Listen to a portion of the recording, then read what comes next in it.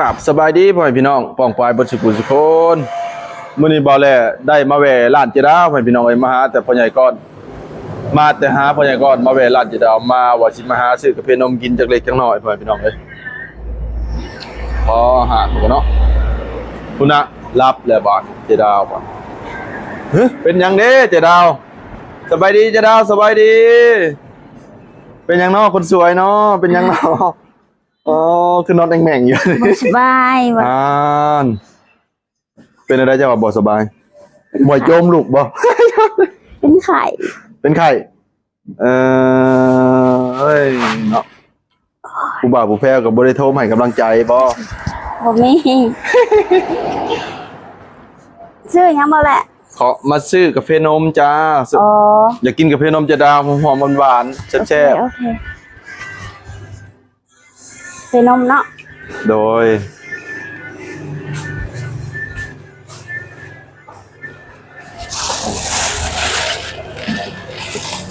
ลูกค้าเขา5ลายบ่จะดำมื้อนี้ตอนเที่ยงพอได้ขายอยู่โอ้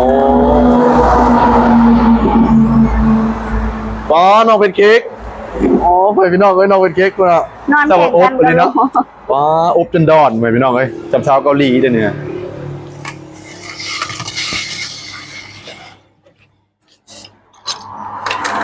มาเบิ่งสีมือจะดาวอีกพ่อแม่พี่น้องเอ้ยเอาให้อร่อยเด้อจะดาวเด้อหางส่วงจะนอนมันจืดอยู่นี่จืดสูตรอยู่บ่จืดสูตรอยู่ไอ้จืดได้จะดาวเอ้ยไอ้จืดบ่จะลืมได้จะดาวเอ้ยนมเบิร์ดบ่แหละฮะเอานมเบิร์ดบ่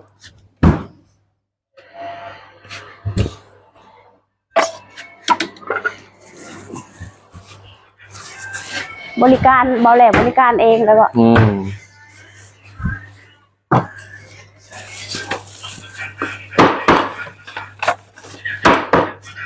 ป้ามีแต่ว่าสั่งกาแฟนมจำเจดาวเบิ่งเงินก่อนมีเงินอยู่บ่ว่าพ่อพี่น้องเอ้ยโอนได้ค่ะโอนได้เงินโอนก็สิบ่มี FC เอ้ยโอนให้บ่แลเด้อโอ้ยบ่พอเด้เนาะตัวนี้โอ้หันเจดาวจะตื่นเจดาวจะตื่นเมื่อกี้เนาะว่าบ่พอฮือมึงหลอกกินของฉันเหรอเจดาวเงินเยอะแยะหมดแหละเจ้าน่ะมาแต่หน้าพ่อใหญ่ก้อนบ่ติแม่นแล้วมาแต่หน้าไอ้ก้อนคือว่าขาดกันเลยจะเราขาดกันเลยบ่แล้วได้แม่นแล้วเลิกกันเลยบ่พ่อใหญ่กับป้าบุญน่ะขาดกันได้จะเราเป็นอะไรจะดาวความคิดจะดาวความคิดของจะดาวก็คือความคิดของผู้หญิงนำกันเนาะโดยค่ะผู้ชาย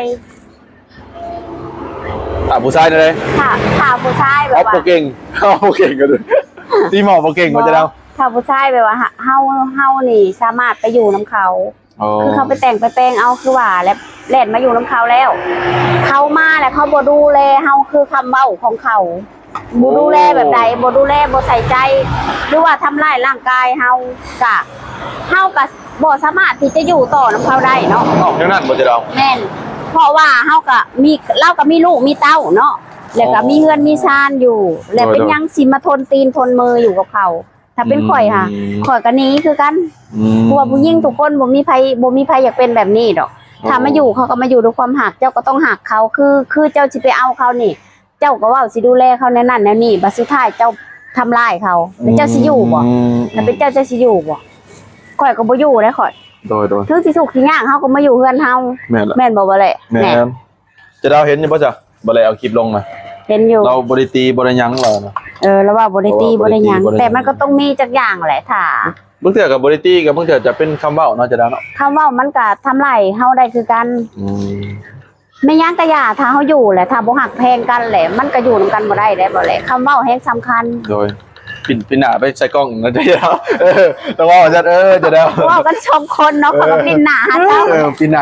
าหากล้องก็ได้บ่แหละเราหล่อเด้ก็เลยปิ่นหน้าหาละอ้าวแม่นบ่โอ้ยพี่น้องเอ้ยว่าอยากไปเสริมเลยจะดาวอยากไปเสริมดังได้ให้ดังโด่งเลยจะดาวไปเสริมดังเลยเป็นเฮียอะไรขนาดอันนี้เสริมดังกันยังเป็นเจเนาะพี่น้องบ่แหละเอาหวานๆบ่เลยนะโอ้ยเอาหวานๆจ้า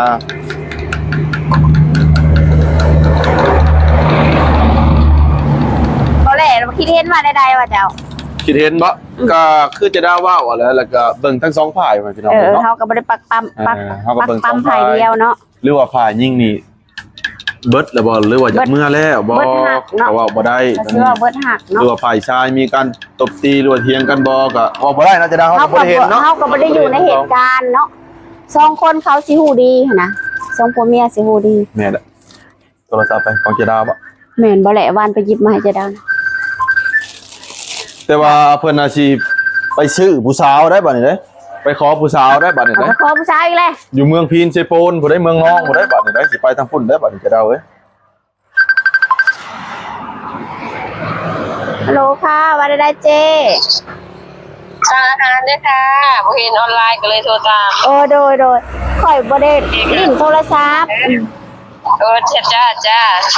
เอายังแน่เนาะ ก้อยส่งเจียงไปแล้วค่ะ อ๋อโอเคค่ะ เดี๋ยวไปส่งให้นะคะ จ้าโอเคจ้า ขอบคุณค่ะ ไปส่งอยู่ไทยบ่เจดาวเนี่ย เจ้าของปั๊มน้ำมัน อันนี้เอื้อยเพิ่น โอ้ ตัวกินตั้มนะน้องเพิ่นอันนี้เอื้อยเลยเนี่ยงามไปว่าแหละ งามบ่ เอาเจ้าก็เคยเห็นแล้วว่าลูกสาวปั๊มน้ำมันนี่ปั๊มน้ำมัน บ่เคยเห็น เกาหลี ก็ หน้าเกาหลี งามเนาะบอกคือว่าภาษาไทยเว้ากันจ้า ว่าเราก็มีผัวคนไทยเด้ โอ้ เราก็จะเว่าแต่ภาษาไทยแบบถนัดแบบนี้ บ่แลเข้าใจผิดบ่พี่น้องเอ้ยนึกว่าเจดาวจะไปส่งคนไทยอีกบ่ได้กลัวฮอตแกร็บอีกบ่แม่พี่น้องเอ้ยเก่งฮอตแกร็บบ่แม่พี่น้องเอ้ย ใช่ เออ ซ้ำไรเดอร์อันนั้นเลยเนาะ เออ ไรเดอร์ยังก็ไรเดอร์พูดแพนด้าบ่ โอ้ ส่งถึงที่บ่ โดยคิดว่าเจดาวสิไปส่งแกร็บอยู่ฮอตไทยบ่แม่พี่น้องเอ้ยแซ่บอยู่บ่เจดาว เราสั่งตับหวาน ตะวันน้องสนใจไหมใช่ไหม ตับหวานแล้วก็อีหยังซินจ้ำ โอ้ บ่แล โหขวดนม โอ้ อีก ยนมหลายเลยจนขาวมันสิแซ่บอยู่บ่นี่นะ โอ้ยหมักนม หวานมัน ขับปับไปเลย เห็นนมบ่ได้เลยจะดาวบ่เลยนะขับปับไป ข่อย เลย บ่สบายอย่าให้ข่อยหัวดุหลายเมื่อย ก็สมมติว่าจะกับมันจะเกิดเข้มๆหน่อยๆหนึง เอาเข้มแล้วนมบ่ล้าง เออ เธอก็บอกให้เขาล้างแน่ก่อนสิ ขับกลับเลยจะดาว ลุกหัวล้างเข้มอยู่หัวเลยมือหนักให้เป็นแล้วเนาะ เจ้าเอฟซีข่าวใจพิษเดี๋ยวบ่จะนอนจะดาวเนาะเปิดก็ชื่อว่านมมันนั่นบ่จะเนาะ